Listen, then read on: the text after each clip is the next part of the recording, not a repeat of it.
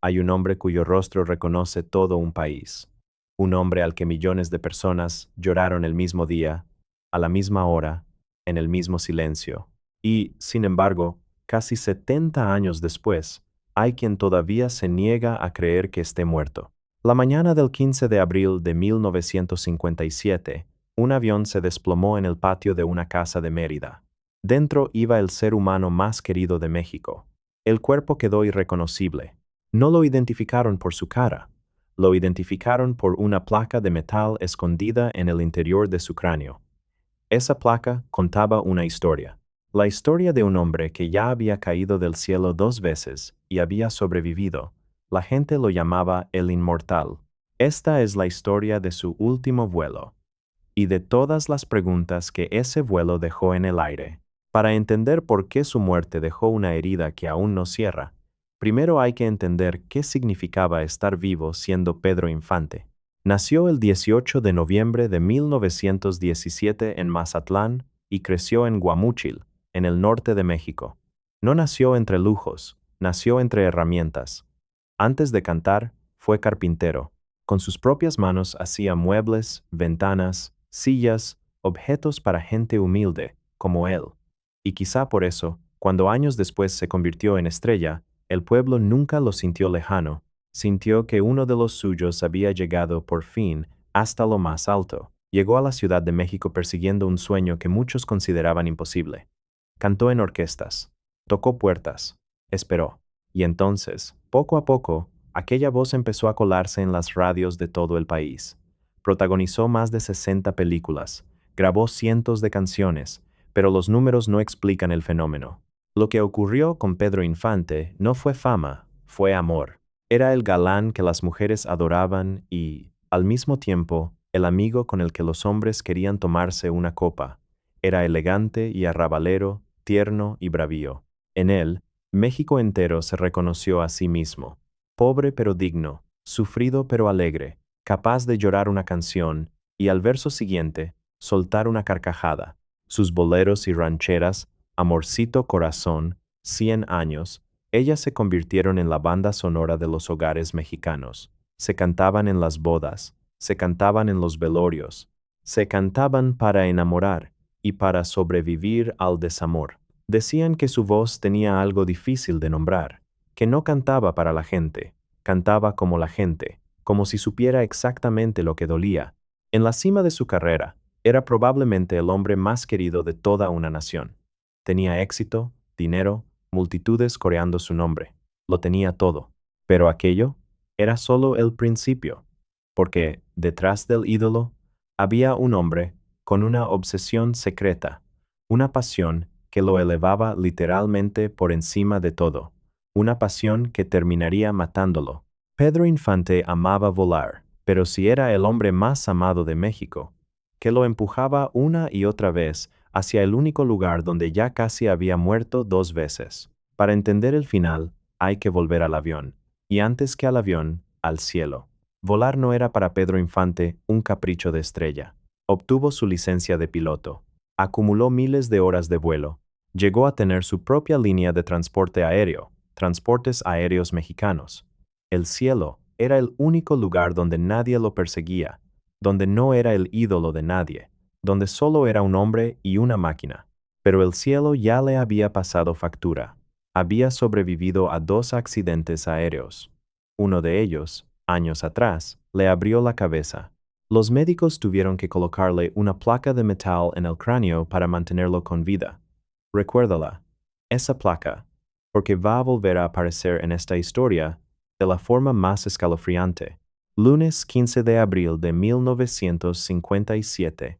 Mérida, Yucatán. Pedro tenía que estar en la Ciudad de México. Lo esperaban. Cuentan que en su casa alguien preparaba un guiso para recibirlo. Un día normal. Un viaje más.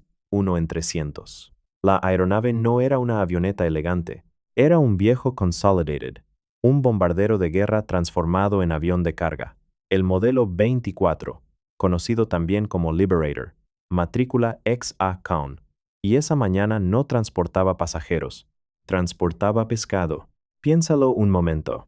El hombre más famoso de México, el galán que hacía suspirar a millones, subiendo de madrugada a un carguero lleno de cajas de pescado, iba, según los registros, como copiloto, y figuraba en la bitácora con un nombre que no era el suyo: Capitán Cruz. A bordo iban 3 hombres: el capitán de la nave, un tercer tripulante y él. El motor rugió. La pista número 10 se extendía recta hacia el horizonte. Eran cerca de las 7 de la mañana. Mérida despertaba. El avión aceleró. Las ruedas se despegaron del suelo, y por un instante todo fue normal. Y entonces algo falló. Según los reportes de la Autoridad Aeronáutica de la época, el motor izquierdo perdió potencia. El avión, pesado, cargado, recién levantado del suelo, empezó a perder sustentación. A esa altura, tan baja, no hay margen, no hay tiempo, no hay segundas oportunidades. El carguero giró buscando el rumbo, y cayó. No cayó en un campo abierto. Cayó en pleno barrio, sobre el patio de una casa donde, a esa hora de la mañana, una mujer y un niño hacían las labores del hogar. El fuego lo consumió todo. Murieron los 3 tripulantes, y murieron también personas en tierra, ajenas por completo a aquel avión, gente común, atrapada por una tragedia que cayó del cielo sin avisar. Cuando los rescatistas llegaron, lo que encontraron era imposible de reconocer. El cuerpo del hombre más fotografiado de México ya no tenía rostro. Y aquí ocurre el primer detalle que hiela la sangre. Para confirmar que aquel cuerpo calcinado era, en efecto, Pedro Infante, no bastaron las fotografías ni los testigos. Lo identificaron por 2 cosas: una pulsera de oro que, decían, jamás se quitaba, y una placa de metal incrustada en su cráneo, la misma placa que un accidente anterior le había dejado. El cielo que tantas veces lo había perdonado, esta vez no lo soltó. La noticia corrió por la radio como una onda expansiva. Dicen que los mercados callaron, que las cantinas apagaron la música, que la gente lloraba en la calle a un hombre al que jamás había tocado, pero al que sentía suyo. Lo velaron esa misma noche en Mérida. Y al día siguiente, su cuerpo viajó a la Ciudad de México, donde lo esperaba un mar humano que nadie pudo contener. México entero entendió ese día que su ídolo había muerto. O, al menos, eso fue lo que se dijo. Si todo fue tan claro como cuenta la versión oficial, ¿por qué, casi 70 años después, todavía hay tanta gente haciéndose preguntas? Cuando una muerte es así de pública, así de masiva, debería quedar perfectamente cerrada, y sin embargo, con esta no pasó. Con esta, cuanto más miras, más preguntas aparecen. Detengámonos en los detalles, no en teorías locas todavía, solo en los hechos extraños, en esas piezas que, vistas de cerca, no terminan de encajar. Primer detalle: el cuerpo quedó tan destruido que la identificación visual fue imposible. Para una persona común eso es una tragedia. Para una leyenda es exactamente el tipo de hueco por donde se cuela la duda, porque si no se podía reconocer su rostro, ¿cómo estar absolutamente seguros?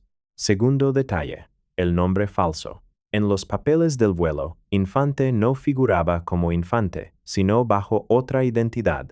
Tenía una explicación práctica y conocida: volaba como tripulante de su propia empresa. Pero para mucha gente, oír que el ídolo viajaba con un nombre que no era el suyo, en un vuelo de carga, sembró una semilla que ya nadie pudo arrancar. Tercer detalle, y quizá el más perturbador: los 2 accidentes anteriores. Pedro Infante ya había caído del cielo 2 veces y había vuelto a levantarse. La gente había empezado a creer, medio en broma, medio en serio, que era imposible de matar. Lo llamaban el inmortal. Y cuando muere de pronto un hombre al que todos creían imposible de matar, una parte del corazón colectivo simplemente se niega a aceptarlo. Y aquí es donde la historia empieza a volverse realmente extraña. Porque a las pocas semanas del entierro, empezó a circular un rumor. Un rumor que hoy suena increíble, pero que en su momento corrió de boca en boca por todo el país. Se decía que otro gran cómico y actor mexicano, amigo cercano de Pedro, lo tenía escondido, vivo, refugiado en un rancho. Lo curioso es que aquel mismo amigo había sido una de las personas que cargó su féretro. Había ayudado a llevarlo a la tumba con sus propias manos. Y aún así, el rumor no murió. Al contrario, cuentan que, presionado, Aquel amigo llegó a decir, casi como un consuelo, que Pedro seguía vivo en el corazón de todos los mexicanos. Una frase hermosa o una manera muy elegante de no decir toda la verdad, según quien la escuche. Hoy, en ese cruce de calles de Mérida, hay una placa. Marca el lugar exacto donde el cielo se cayó. La gente todavía deja flores, todavía se detiene, todavía se persigna, como si en el fondo intuyera que esa esquina guarda algo que nunca se contó del todo. Y si hubo detalles que, con la prisa del dolor de aquellos días, pasaron desapercibidos para siempre, hasta aquí, los hechos extraños.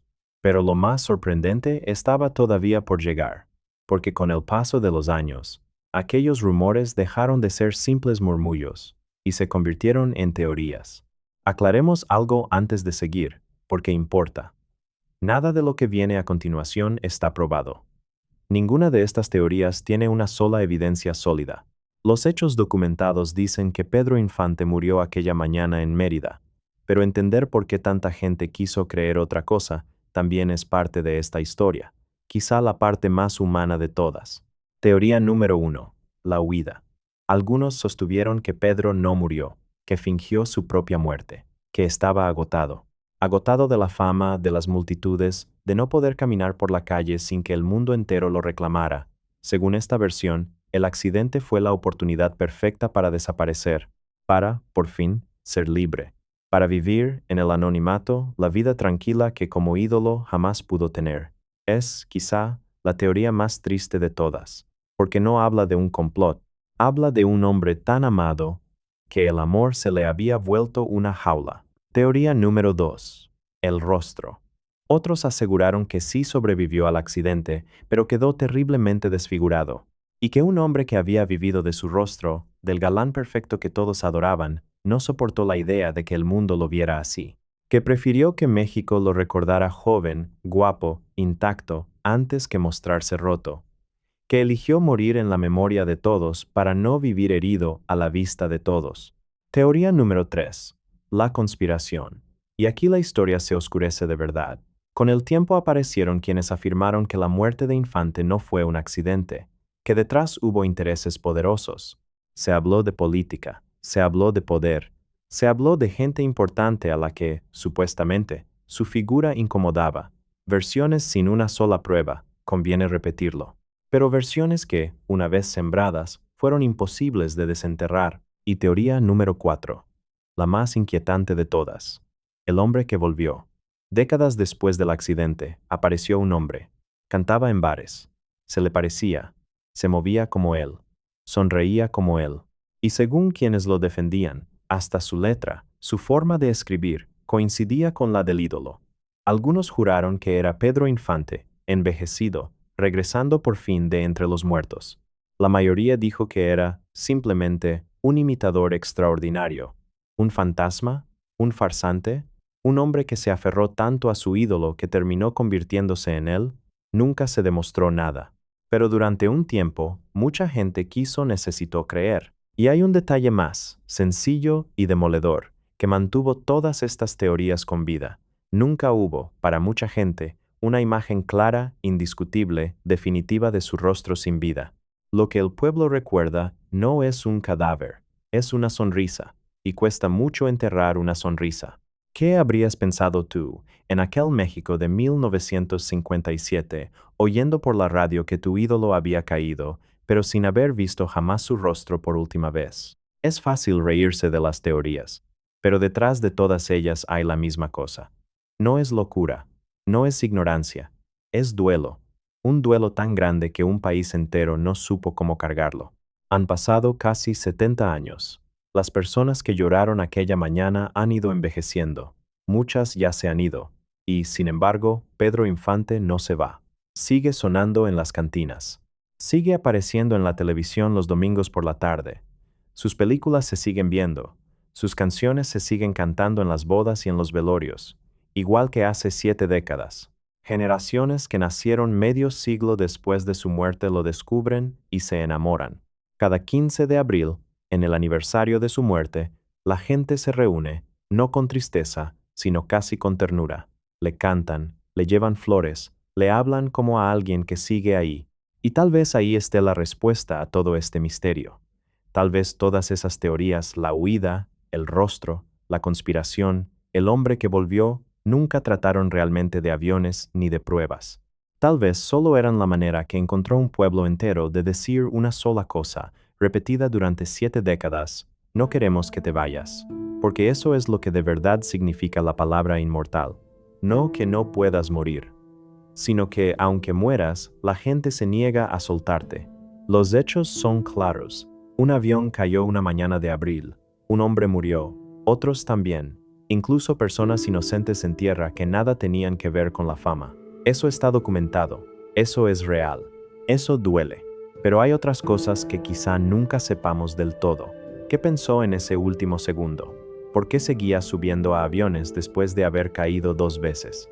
¿Qué buscaba allá arriba? Solo, en el único lugar donde nadie podía alcanzarlo.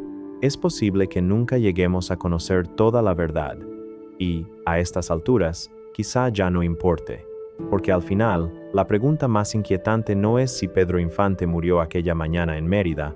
La pregunta es por qué, casi 70 años después, todavía hay alguien, en algún lugar de México, que enciende la radio de madrugada, escucha esa voz y, por un instante, vuelve a creer que sigue vivo.